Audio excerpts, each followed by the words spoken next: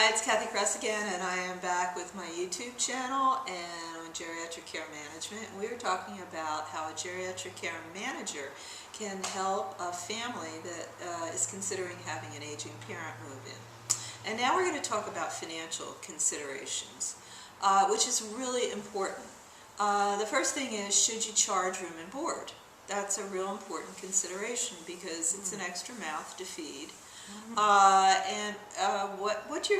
do your siblings feel about that? This is a family decision, and it's a fiscal decision on your part, but a family decision as well, because some of your siblings might object to that because it's your parents' estate, your dad's, your mom, maybe moving both of them in.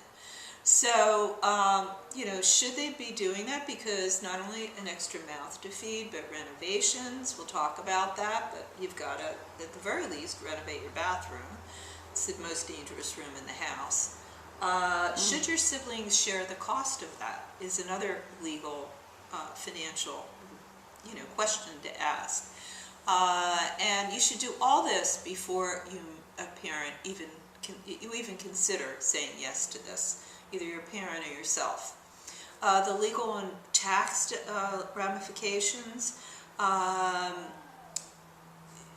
Should you basically, if your parent's on Medicaid, or if your parent is getting any services from the VA, this is really important. Basically, you have to report this, but as it becomes a deduction, if you are contributing the majority of the room and board to the aging parent, you can use that parent as a deduction. But you have to see a lawyer and an accountant to figure this out. Legal docs, you have to really, have all the legal docs in place from your parent, meaning that they're willing to share them with you, which is, again, it's not just the here and now when you move them in. It could be 20 years in the future when they are really close to death. So, does your parent have a DNR? Do you have access to it? Anybody could die at any time. What are the funeral arrangements your parent wants? Do they have a living will?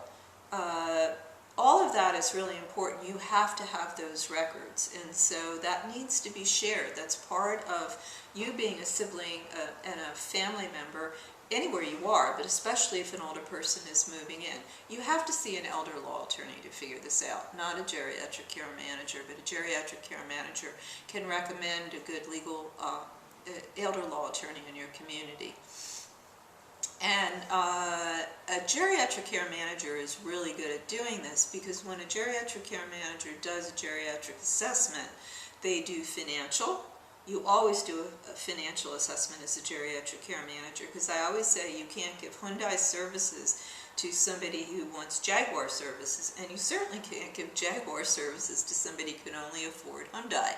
So geriatric care managers routinely ask about all the entitlements, all of the income, all of the assets. They have to do that. So a geriatric care manager can ask all these questions, and isn't you the sibling, the adult child who, the parent might think intrusive. It's an objective party. You can, what's going to happen is, if your parent lives in another community, what the geriatric care manager is going to have to do is get in touch with the older parent, or have another geriatric care, that would cost more money, but have another geriatric care manager in another community assess that, because it shouldn't, you as a geriatric care manager should not get the aging parent's point of view from the adult child.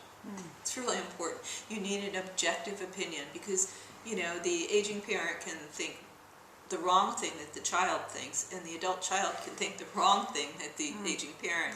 So you need an objective opinion. So there are a lot of financial considerations here.